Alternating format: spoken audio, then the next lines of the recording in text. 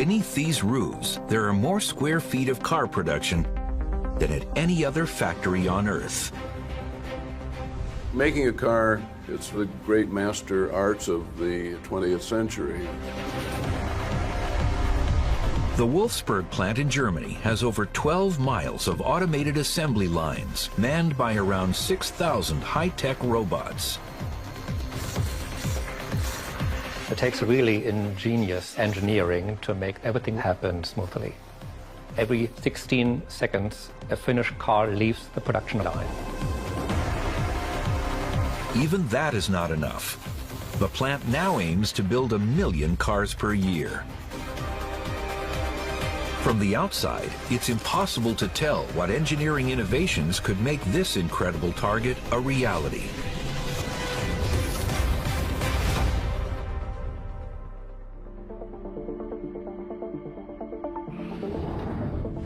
For decades, the red brick production halls of Germany's Wolfsburg car plant have set a benchmark for factory design. The sheer size of this factory is astounding. The area is nearly 3 times the size of Monaco. These are more than 100 workshops on this site. It is like a self-contained town. Inside this factory, there is everything needed to turn raw materials into finished cars at extraordinary speed. It would not be possible without highly efficient, highly state-of-the-art machinery. This is a result of 80 years of relentless development and advancement in technology. The plant's current success negates a dark past. It was founded just before the Second World War, specifically to make the cheapest cars possible. Right behind me, this is the original part of the factory as it all began in 1938. The Nazi Party had swept into power. One of Adolf Hitler's ambitions is to give his followers mobility by creating a people's car, or Volkswagen. So he enlists car designer and future Nazi Ferdinand Porsche. Ferdinand Porsche worked very closely with Adolf Hitler in the creation of the original Volkswagen. Hitler set for Porsche very serious demands, and most challenging of all was his requirement of a selling price of only 1,000 marks. Now, 1,000 marks in those days might have bought you a used motorbike. At the time, German factories like Opel's Rüsselsheim plant couldn't build cars cheaply enough.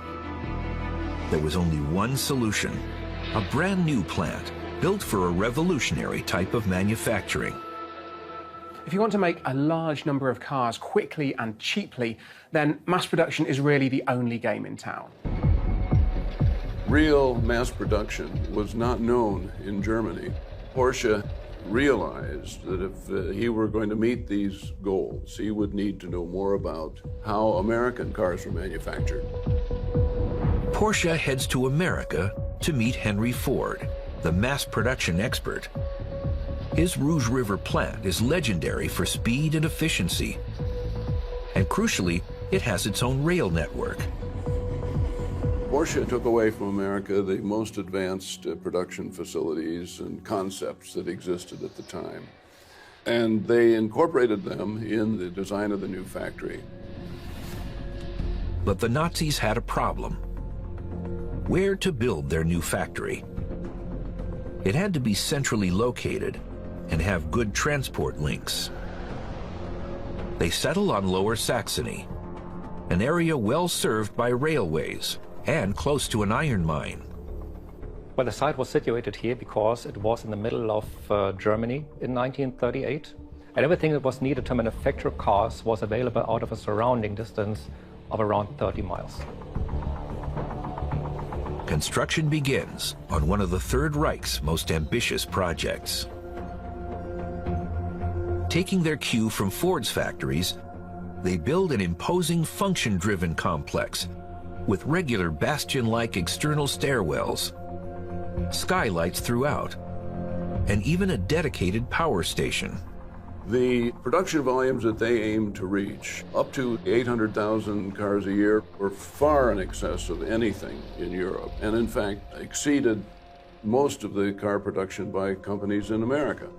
The Nazis pour over $500 million in today's money into the factory and start building an entirely planned new town for thousands of workers. In just over a year, the first 4 halls are ready to start making Hitler's Volkswagen, the car that would go on to become known as the Beetle.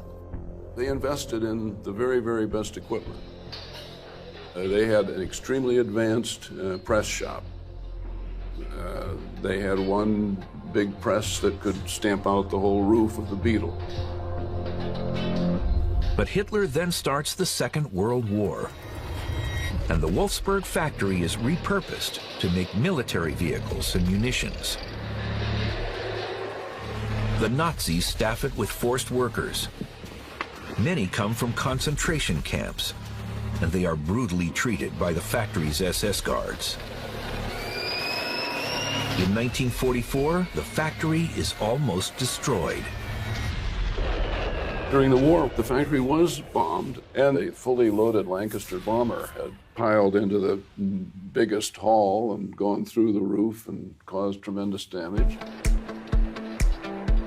Instead of that being the end of the factory, it's rescued after the war by the British.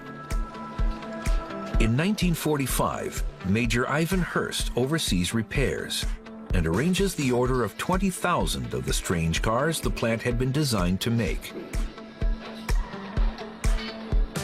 The Beetle press equipment had been spared, so the factory quickly starts production. It hadn't 4 doors. It had the engine in the wrong place.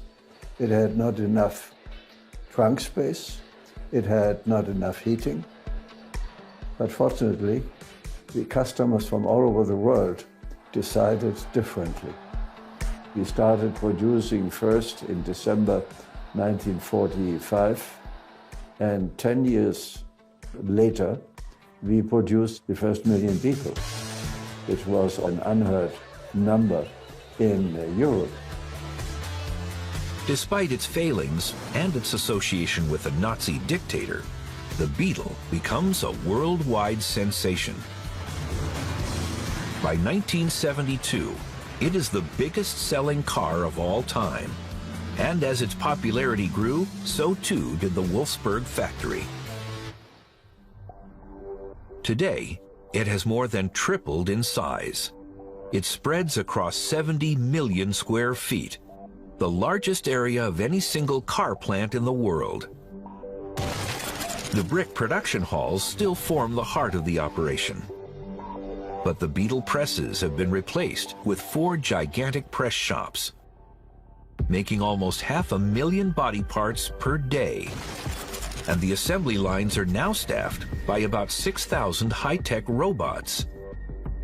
Every day, they're capable of assembling up to 3,500 cars. The original power plant has been expanded, and linking this vast site together is an extensive private rail network. This is Europe's largest private train station, and there's more than 40 miles of rail tracks on the factory premises. Every day, more than 1,600 tons of steel is brought into the plant. Altogether, we have 11 wagons per day coming in with raw material. It is an incredibly challenging task to deliver all the freight into this factory. Directing each train to the right part of the plant would be impossible without a sophisticated control system managed from this tower. We have 3 colors of lines. On the yellow line, we have 3 tracks. On the red lines, we already have some rail wagons standing. And on the blue lines, like here, are actually trains driving. The operator has control of 150 shunting switches, which allow trains to change lines and head directly for their allotted destination building. for efficiency, the trains are transporting the materials right inside the workshops. This train is delivering 24-ton rolls of raw steel. Once inside the depot, specially made cranes unload the rolls directly from the train carriage and place them on giant cutters. So the first step in manufacturing is turning that raw material into components. We would take the uncut steel and form the shapes of the door, of the hood, the trunk, the wing. So the first challenge is to keep up with the pace of production and assembly. You need machines that are fast enough. The equipment used to build the original Beetle could never cut it. The original Beetle presses were enormous machines that stamped the body panels into shape. It used to be pretty exciting to see operators putting sheets into these presses and then standing there as this immense press comes down. But these presses had a major drawback. They had to be loaded by hand. You're just losing time at every step, while those human operators try to meticulously line up that steel to make the perfect final component. Today, the factory must produce 10 times the number of cars it used to when it was making the Beetle. Manual feeding could not be plausible today in a press shop. There's no way that hand-fed presses can make parts fast enough.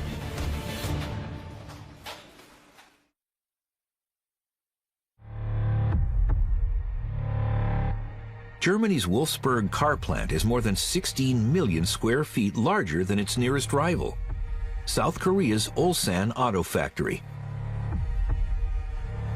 And demand for body parts is relentless. Housed in the rear hall of the original Wolfsburg factory, enormous pressing machines need to spit out more than 5 body panels per second. The press shop at the factory is serving not just this factory, but the group across the world. Almost 500,000 body parts get manufactured there a day. This phenomenal output is thanks to a revolutionary panel pressing system. 6 of the heavyweight industrial beasts are linked together. Mechanical arms with suckers maneuver the steel from press to press, with more precision and speed than people ever could. They're linked together almost as in one machine, and then the steel can move through each press automatically to form the correct shape and part. These presses are enormous, and in order to exert enough pressure to bend the steel, they need to press down with a force of about 8,000 tons. The only way to generate a force that big is to use hydraulic pistons to squeeze those presses together. Each press slams the steel plate further into shape, and the line delivers a constant flow of identical panels. But unfortunately, linking the presses only solves one problem. Obviously, the factory needs to make all the different components for a car, from the bonnet to the doors to the roof. And you can't have a separate press street for every single component. It's just not feasible. Each press shop must be versatile enough to make different components. Inside each press is a die. They're actually what forms the shape, the cookie cutter of the component. To make different parts, new dies must be swapped into the presses. But it's a massive operation. Traditionally in the industry, it took about 2 to 3 hours to change the dies because it's quite a difficult job. The machine is sitting idle during that whole period. It's not doing productive work. Leaving presses inactive for long would slash production. Engineers had to come up with a solution. New processes have been developed to reduce this changing period from a matter of hours to a matter of minutes. There are doors on either side of the press street. The replacement die is craned in onto rails. The door opens and the old die goes out and the replacement die simply rolls in. It is no longer something that stops or slows the production process. The presses can now run almost 24/7, but this puts tremendous strain on the machines. The dies are not necessarily delicate. However, it is machinery, moving and grinding almost non-stop. So equipment can wear, problems can arise. A single press malfunctioning could be catastrophic. If the presses would break down, we wouldn't have the body parts to make the body shell, and everything would stop. But maintaining them is easier said than done. These panel pressing lines are enormous, fast-moving, heavy, noisy machines. And that means it's incredibly difficult to find faults before they arise. They don't want to stop the machine and go in and check it. So there needs to be a way to identify those faults before they become serious in this incredibly challenging environment. One innovative way that faults can be identified is by listening to the machines. Perfect. This is the acoustic camera from the press shop Wolfsburg. We have one camera and 48 microphones. The acoustic camera is pointed at one of the press shops, where it can listen to a machine as it runs. What just sounds like a huge machine clanking to you and me actually has a unique and precise acoustic fingerprint, which this camera can listen out for. It's like the doctor who checked the heartbeats from the patients. The camera produces a waveform, a visual representation of the sound the machine is making. Any deviation from that acoustic fingerprint recorded while the machine was working normally allows them to narrow down exactly what might be going wrong and diagnose problems before they become serious. Mit der Kamera kann ich Anormalitäten sichtbar machen. Das heißt, wenn ein Lager ein nicht normales Laufgeräusch macht, was für den Menschen gar nicht zu hören ist, für die Kamera ist das kein Problem. Today, the waveforms match. There are no faults. The factory's next challenge is to put all the components together to make cars as fast as possible. Body panels and other parts travel about 3,000 feet to the halls near the power station, where a daily engineering ballet takes place on the assembly lines.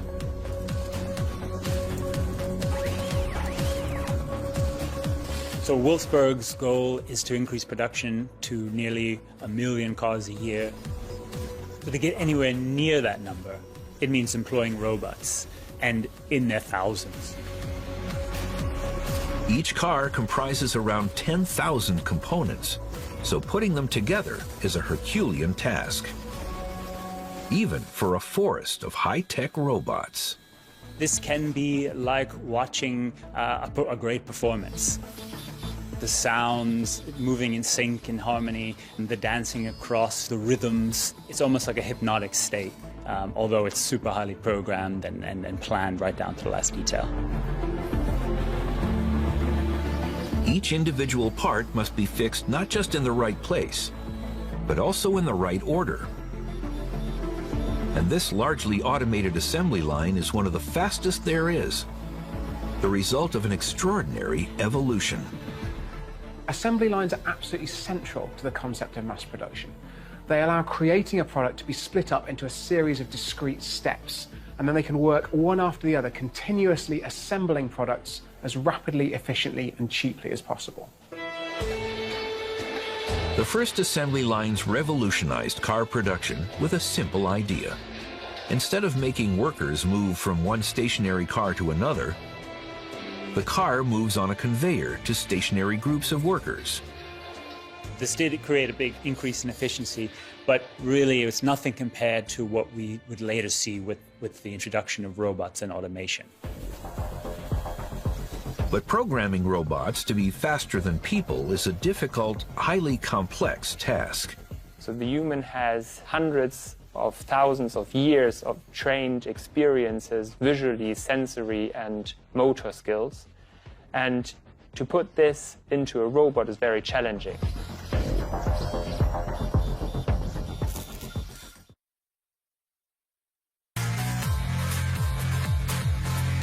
Germany's gigantic Wolfsburg car factory relies on assembly lines staffed by around 6,000 robots. The first was introduced here in 1973.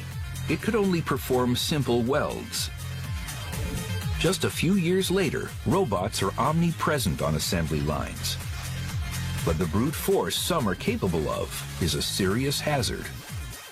They are potentially dangerous and can cause injuries to humans that are moving in the same workspace. You can see that 200 to 400 pounds of payload can actually harm seriously the human.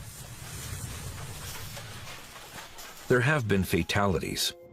On January 25, 1979, Robert Williams, an engineer at Ford's plant in Flat Rock, was struck on the head and became the first person in the world to be killed by a robot. So the robot that would have killed Robert Williams at the Ford factory back in the 70s would have been a pretty simple robot by today's standards. So one of the things that really changed the intelligence of the robot itself is the microchip. At a cost of at least $100,000 each, these super smart robots are some of the most dexterous. Inside each of their joints is a step motor. This rotates in small increments, and the arm can hold its position without the needs for brakes or a clutch. The software that runs the robot's onboard computers took more than a year to write, but it enables them to move in 6 axes, only one less than a human arm. They can spot weld, clip, or apply glue with exceptional accuracy. They're very good at repetitive tasks. They don't get tired or bored like humans would. Robots execute these tasks 24/7 over an entire week, as often as needed, at a very high quality, at a very high accuracy. These are, in many cases, very large pieces of machinery, and there have been some examples, unfortunately, of tragedies even in recent years. In 2015, in Kassel, in a factory in Baunatal, there was a worker who was crushed under a metal plate, for example. These accidents, they are accidents, they still happen, and robots need to be treated with respect. Around 65% of Wolfsburg's vast floor space is dedicated to these assembly lines, where the aim is always to get the robots to work faster.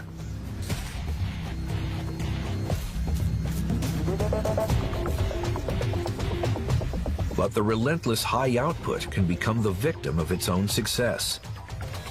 It creates a fundamental dilemma: how to keep the robots supplied with components. It's an enormous challenge to coordinate that all components and all parts are just in time at the right place of work at each assembly line. Traditionally, parts were stored next to the assembly line. If you do that, what you end up with is a warehouse full of parts waiting to be put into cars. And that's what the Japanese call muda, or waste. The first time the Japanese went to Porsche to look at their operations, they looked around and they said, "Where is the factory? This is the warehouse." Because along the assembly line there were big boxes of parts waiting to be put into cars. At Toyota's Karamo factory in Japan, Kichiro Toyota was the first to develop a radical new system that does away with the need to store any parts at all. It's known as just-in-time delivery. The concept today is to make the part, install it, and do it quickly and not waiting around. It means that each robot receives parts just when it needs to install them, and not before. The fact that you don't need to store loads and loads of components just in case means that you can save a lot of money and space on warehouses. It's hyper-efficient, but it's also high risk. You need to make sure that every single stage of the process is perfectly optimized, as the name suggests, just in time, because any slight delay can radically delay the whole of the production line. It only takes one bolt to be delivered late, and the entire system will grind to an expensive halt. Orchestrating it is a colossal task that takes place at the factory's control room. We're standing here in the middle of the brain of the Wolfsburg factory. Computers break the assembly line down into distinct beats that are completed at different stations, roughly 20 feet apart. After the chassis is completed, the doors, roof, and hood are attached. So the assembly line has an average beat of 60 seconds. And this means that in every beat, another part is installed. The parts have to be in position at exactly the right moment to make sure they're installed in time. We achieve this by delivering the parts in an exact sequence. The drivers follow a strict timetable.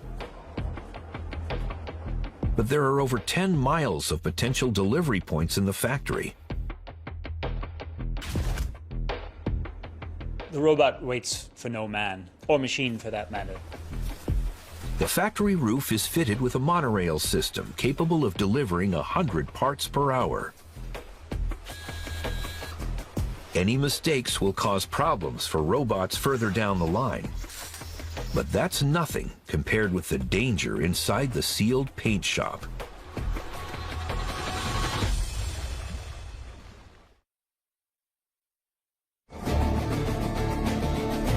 Inside Germany's colossal Wolfsburg factory, cars travel more than a mile along assembly lines before the body shells are complete and they reach a stage known as body in white.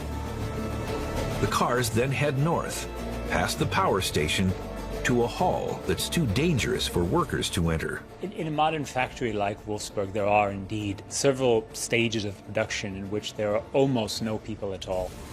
Painting releases noxious fumes, but robots are immune. Painting the body of a car involves usually introducing the particular car into a closed room. At this paint shop, specialized automatons first dunk the cars into an electrostatically charged undercoat bath.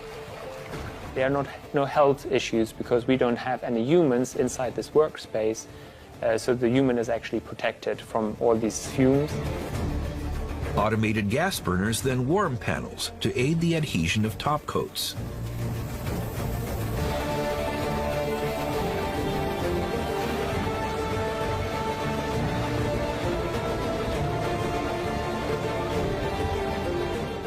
With Wolfsburg striving to increase production to 1 million cars per year, it does mean that every production stage needs to be highly optimized and use as much efficiency and automation as possible.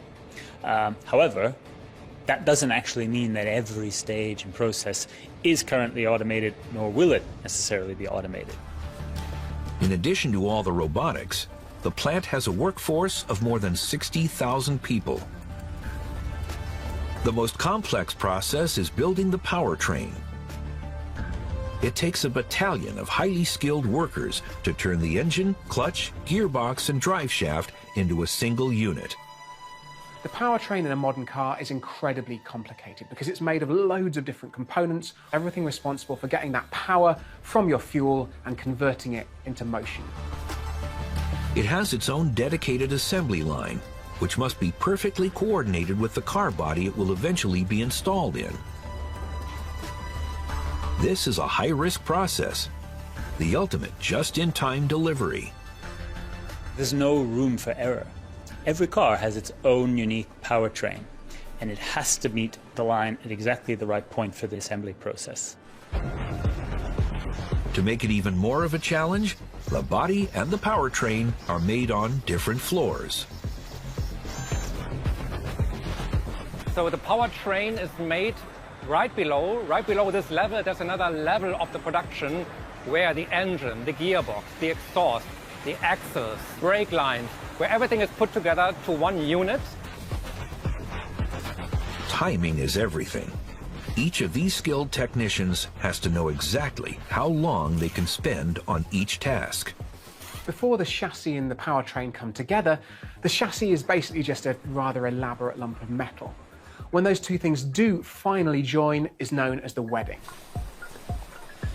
At the exact prescribed time, robotic arms lift the powertrain through a hole in the floor. And this powertrain unit is then arriving here just in sequence. That means at the moment the body shell, which is supposed to get that powertrain, arrives, and then the powertrain is lifted up by an elevator from the ground floor to be fitted perfectly into the body shell. The wedding sounds incredibly romantic, and it's the first time that this thing becomes a car.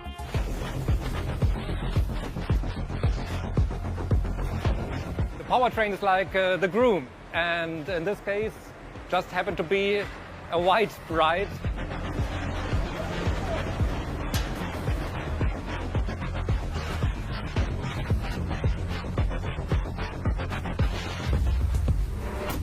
Achieving a successful wedding would alone be a marvel of engineering and logistics if Wolfsburg only made one model of car. But they don't. The consumer wants to not have the same car as the neighbor, for instance, but they want to drive a very individualized car. So they cannot just produce one car model across the entire line, but there has to be a certain variability. This factory is making so many different models and specifications of car that it's incredibly difficult to make sure that the right chassis and the right powertrain always meet.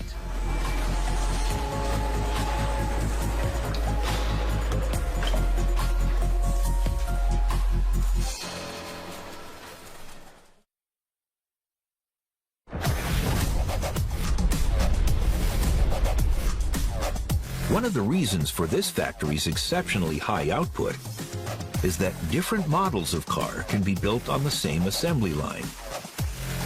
But how do the robots know which powertrain, for instance, to install onto which body shell?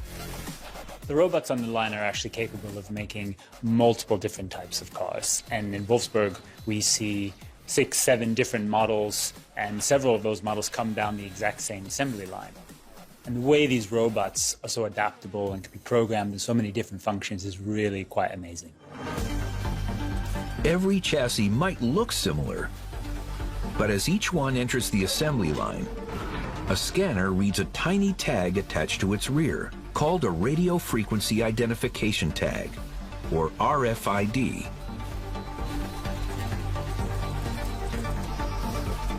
This is the secret.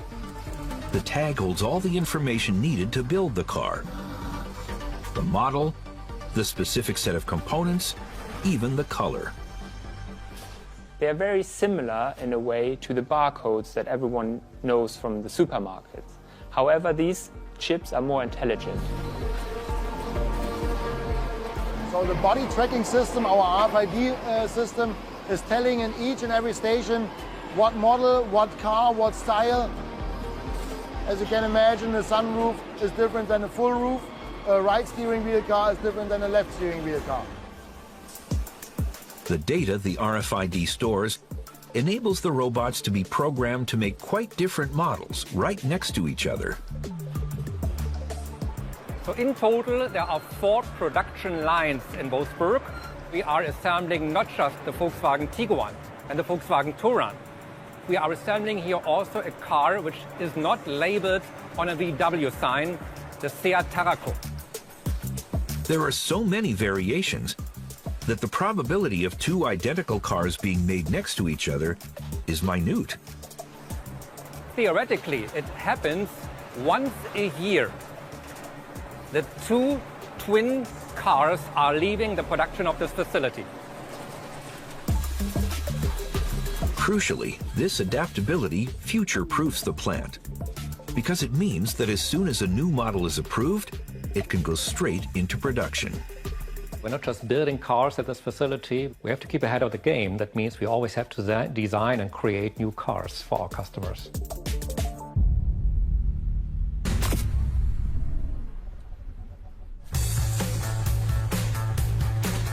Every year, this mega car plant produces enough cars to create a traffic jam from New York to Los Angeles. One of the biggest challenges for mass-producing cars is maintaining demand. The car market is incredibly competitive, and things are changing all the time. And to design new cars and the best cars, we need to have the best facilities. We also do research and development processes here in the headquarters of Volkswagen. They have a state-of-the-art research and development center right here at the Wolfsburg plant. When you're designing a car, there are lots of different constraints. Some of them are just the laws of physics, but others are making sure that whatever it is you've designed is actually able to be manufactured. And that's why it's really important that the guys in R&D are talking with the people who are actually going to have to build the thing. Having the designers and engineers in close proximity makes the evolution from concept car to mass production much faster. Before a car goes into mass production, design does have to meet engineering. And at that point, the engineers get involved and will say, right, actually for this design to become reality, we're going to need to do ABC. There is a massive importance given to testing of prototypes. Precision down to every detail really matters. Having no gaps in the door and no sounds or no sound flushes at any point. Opening and closing doors, testing the suspension up and down in an actual environment. And that is really critical in today's environment. Inside one of the most recent buildings at the plant is a $110 million test center that can analyze new designs 5 times faster than its predecessor. With high volumes of new models being made, any improvement can be very valuable, and any mistake can be disastrous.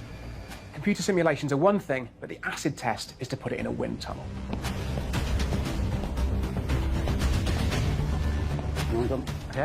In our original tunnel, we needed up to 30 minutes to load a car. And now we can manage it in under 5 minutes. It's directly in the middle. The wind tunnel at Wolfsburg is an absolute feat of engineering. It looks like something out of the future. This tunnel is very fast. We can simulate driving at 155 miles per hour. Generating this kind of wind speed requires a colossal state-of-the-art 3,000 kilowatt fan. This is our fan with a diameter of 26 feet. This is the heart of our testing track. The pressure to maximize performance is so high that the company broke the rules. Volkswagen's reputation was seriously damaged in 2015 after the company admitted installing software in millions of their cars to cheat emissions tests. Volkswagen knew of these problems, and when regulators expressed concern, Volkswagen obfuscated, they denied, and they ultimately lied. The scandal put top executives in jail, and VW had to pay more than $30 million in compensation. Despite this, in 2016, VW became the world's most successful car manufacturer by sales. But building huge numbers of cars creates yet another problem.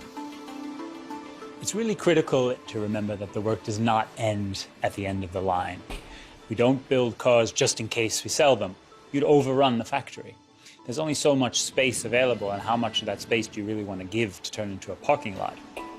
You need a really efficient distribution system to move the car from the factory to the customer around the world. A car can roll off the assembly line and be delivered to somewhere as far away as Shanghai at a phenomenal speed.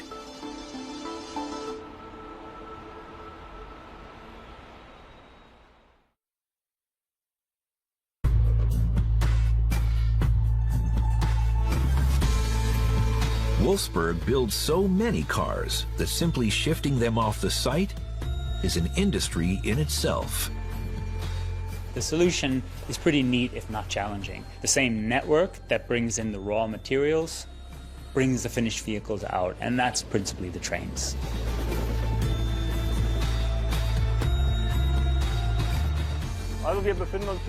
Every working day, about 1,800 cars leave the factory by freight train.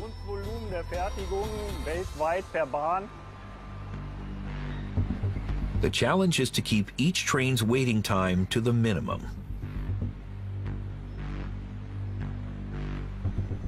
Conventionally, you'd use a process known as shunting, which is where you bring in an individual train carriage, load it up with cars, then drag it out again and couple it onto the rest of the train. And you can't do more than one of these carriages at a time, so it's incredibly long-winded and inefficient. Instead, the Wolfsburg factory has a specially designed multiple loading bay. We have a big advantage here, working with a sliding stage.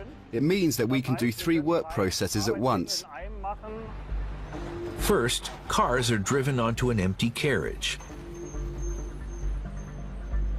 Then the giant sliding stage moves the full carriage directly to the track, where the engine is waiting.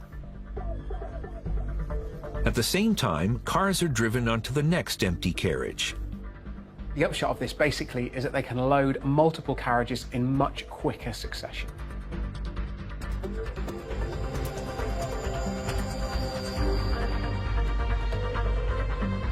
It enables super long trains to be assembled much faster than with traditional shunting.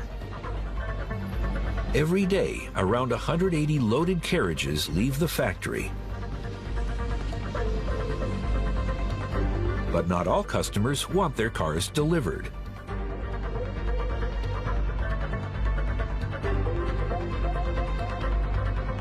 The Volkswagen decided, okay, let's invite the people to come here. And they opened the site for the customers and for the visitors. Some can even collect their new car as soon as it comes off the assembly line. The customer can be the very first person to sit behind the wheel and drive the car, which for some people is a real thrill. A few cars travel along a tunnel without their odometers clocking up a single mile to one of the world's most high-tech car showrooms. The advantage of these towers is that you can store loads of cars but with a very small footprint on the ground. But there's no drive ramp. So how do the cars get to their parking spaces?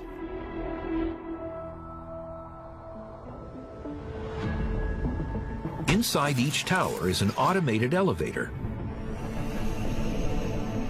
Powered by a pivoting 120 kilowatt motor with a 7.2-ton counterbalance, the mobile platform can lift cars and park them anywhere in the tower. It's the fastest automated high-rise parking system in the world. Vertical system, it works very fast. It needs about 40 seconds, I think, to bring a car up or bring a car down and overhand it to the customer. In manufacturing, no company can sit on its achievements. Volkswagen recently announced that it intends to invest $50 billion on new factory technology, with a significant amount going to Wolfsburg. As well as electric cars and new materials, they're also developing fully autonomous warehouse trucks. They are able to make decisions effectively for themselves. They'll pick up material where it's required. They'll go to different stations as required. These are smarter, more efficient robots than we've seen before. Whether this superstructure will go on to produce 1 million cars per year, only time will tell. The agenda for Wolfsburg was to really build a car for everybody as cheaply as possible. So you could say that it began life wanting to make cars for the people, and now it wants to make cars for the world.